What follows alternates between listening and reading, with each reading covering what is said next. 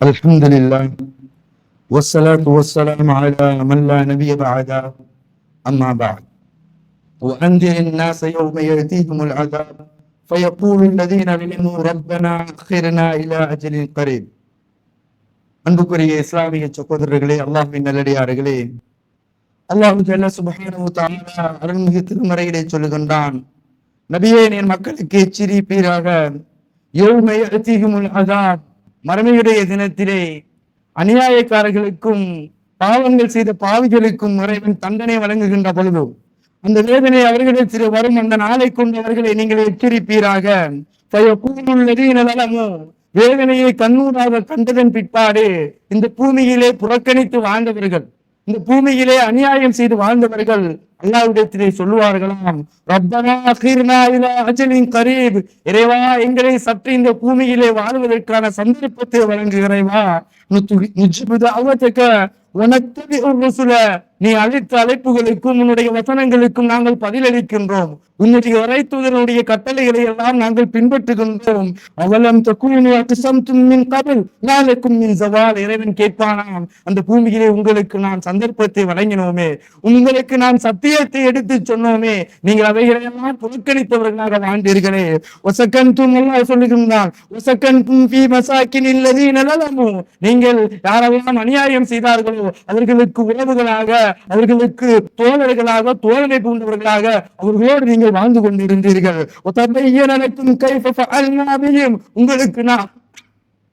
உங்களுக்கு முன் சென்ற சமூகத்தவர்கள், உங்களுக்கு முன்னிருந்து அக்கிரமம் செய்தவர்களை அளித்த சான்றுகளை எல்லாம் நமக்கு எடுத்து சொன்னோம். ஆதினுடைய, சமூகத்தினுடைய, நூகினுடைய என யாரெல்லாம் அந்த சமூகத்தில் மூசா நபியினுடைய, ஈசா நபியினுடைய வரலாறுகளை எல்லாம் அல் குர்ஆனிலே எடுத்து சொன்னோம். இப்படியான சமூகம் வாழ்ந்தது. இவர்களெல்லாம் இறை தூதர்களுக்கும் இறை கட்டளைகளுக்கும் அவர்கள் மாறு செய்தார்கள், நீங்களும் செய்து விடாதீர்கள் என அல் குர்ஆனினூடாக உங்களுக்கு நாங்கள் எச்சரித்திருந்தோம்.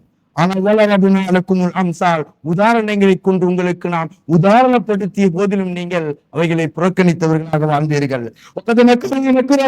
நீங்கள் அல்லாஹ்வுக்கு எதிராக சூழ்ச்சிகளில் ஈடுபட்டீர்கள், முஸ்லிம்களை அடக்கி ஆண்டீர்கள், இஸ்லாத்தினை சொன்னவர்களை நீங்கள் புறக்கணித்தீர்கள், இழிவுபடுத்தினீர்கள், சத்தியத்தை எடுத்து சொல்லுகின்ற பொழுது அசத்தோடு செயற்பட்டீர்கள். உங்களுடைய காதுகளை செவிடுகளாகவும் உங்களுடைய கண்களை குருவிகளாகவும் வைத்திருந்தீர்கள். இந்த உலகம் உங்களை மறைத்தது. அல்லாஹ் சொல்லுகின்றான், நீங்கள் சூழ்ச்சி செய்தீர்கள், இந்த அல்லாஹி மக்ருஹும், அல்லாஹ்வும் சூழ்ச்சி செய்தான். அல்லாஹ் சொல்லுகின்றான், அவர்கள் மலையளவு சூழ்ச்சி செய்தாலும் அல்லாஹ்வுடைய சூழ்ச்சியை அவர்களால் வெற்றி கொள்ள முடியாது. அல்லாஹ் சொல்லுகின்றான்,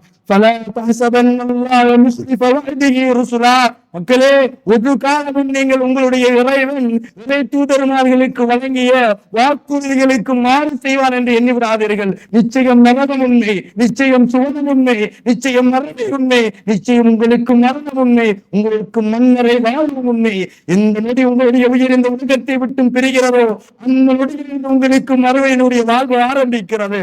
மன்னரையில் நீங்கள் வைக்கப்பட்டதோடு உங்களுடைய இரு உடல்களையும் உங்களுடைய கபர் அப்படியே ஒன்றோடு ஒன்று இரு விழா எலும்புகளை முட்டுகின்ற அளவுக்கு நெருக்கும் அல்லோடப்பட்டு ஒப்பாறு வைப்பீர்கள். எந்த ஒரு மனிதனும் அறிந்து கொள்ள மாட்டான். உங்களிடத்திலே இரு மலக்குமார்கள் வருவார்கள். உங்களிடத்திலே உங்களை படைத்தவன் யார், உங்களுடைய நபி யார், உங்களுடைய மார்க்கம் என்னவென்ற வினாவை எல்லாம் கேட்பார்கள். கண்ணியமிக்கவர்களே, மன்னரை வாழ்வுதுண்மை, அதில் நீங்கள் ஜெயித்து விட்டீர்கள் என்றால் சுவனத்தினுடைய வாய்கள் திறக்கப்பட்டு அதனிலிருந்து வரக்கூடிய அந்த இன்பமான காற்றிலே நீங்கள் புதுமாற்றிலே தூங்குவது போன்று தூங்குவீர்கள். மாற்றமாக நீங்கள் அதில் தோல்வி அடைந்து விட்டீர்கள் என்றால் மறுமை வரைக்குமான மன்னரை வாழ்க்கையினுடைய தண்டனையும் உங்களுக்கு இருக்கிறது.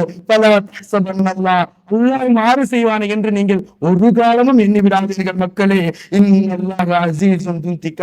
இறைவன் வாக்குறுதிகளை நிறைவேற்றுபவன். இறைவன் ஒரு காலமும் வாக்குறுதிகளுக்கு மாறு செய்ய மாட்டான். அல்லாஹ் 14ஆம் அத்தியாயத்தின் 47ஆவது வசனத்திலே சொல்லுகின்றான்,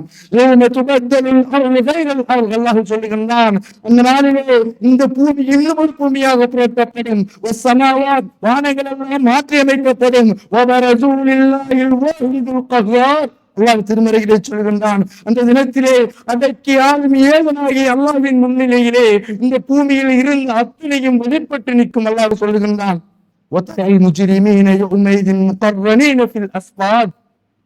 இந்த நாளிலே சங்கிலிகளால் பிணைக்கப்பட்டவர்களாக வரிசைப்படுத்தப்பட்ட அநியாயக்காரர்கள் அடையாளப்படுத்துவார்கள்.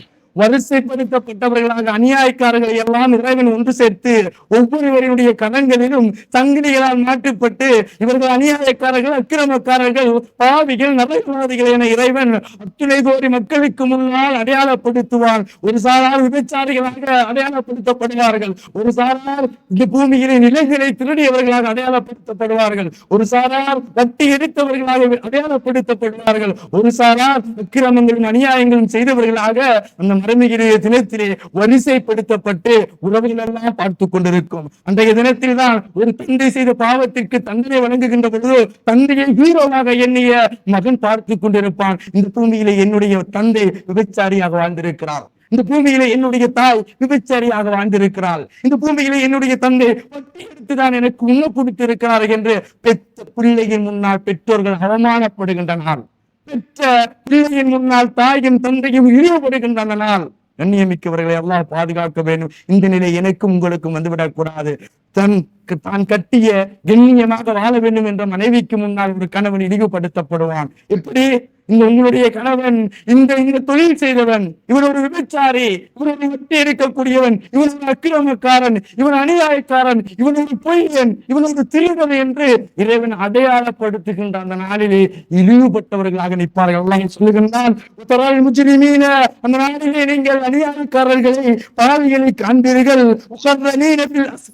சங்கிலிகளால் பிணைக்கப்பட்டவர்களாக காண்பீர்கள். அவர்களுக்கு இறைவன் ஆடையினை அணிவித்திருப்பான். அவருடைய முகங்கள் எல்லாம் நெருப்பினால் சூழப்பட்டவைகளாக அவர்கள் வேதனை செய்யப்பட்ட நிலையிலே நீங்கள் மறுமையிலே அந்த அநியாயக்காரர்களை, பாவிகளை நீங்கள் காண்பீர்கள் என்று அல்லாஹ் ரப்பல் ஆலமீன் அடையாளப்படுத்துகிறார்.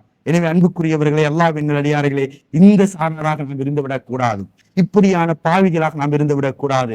இறைவன் நிழல் கொடுத்து எண்ணியப்படுத்தி மறைத்து விசாரித்து சுவனம் அனுப்புகின்ற நல்லடியார்களாக இருக்க வேண்டும். அந்த ஜன்னாவினை வாரிசாக பெற்றவர்களாக நாம் இருக்க வேண்டும். சுவனத்தின் சொந்தக்காரர்களாக இருக்க வேண்டும். உலகம் எம்மை ஏமாற்றி விடக் கூடாது. உலக வாழ்வை புறக்கணியுங்கள், மறுமைக்காக பயணத்தை முன்வையுங்கள், இறைவனிடத்திலே தௌபா செய்யுங்கள். இறைவனை தவிர பாவங்களை மன்னிக்கக்கூடியவன் வேறு யாரும் கிடையாது. அல்லாஹ் நிச்சயம் மன்னிக்கக்கூடியவன், ரஹீம், அவன் மன்னிக்கக்கூடியவனும் மிக பெரும் இரக்கம் உடையவனும். அவனுடைய இரக்கம் போன்ற இந்த உலகத்தில் வேற யாரும் இரக்கம் காட்ட முடியாது.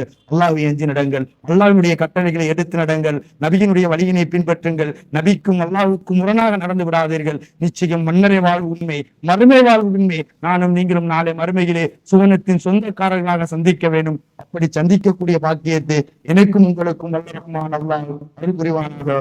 வஆகிரு தஅவானா அல்ஹம்துலில்லாஹி ரப்பில் ஆலமீன். அஸ்ஸலாம்.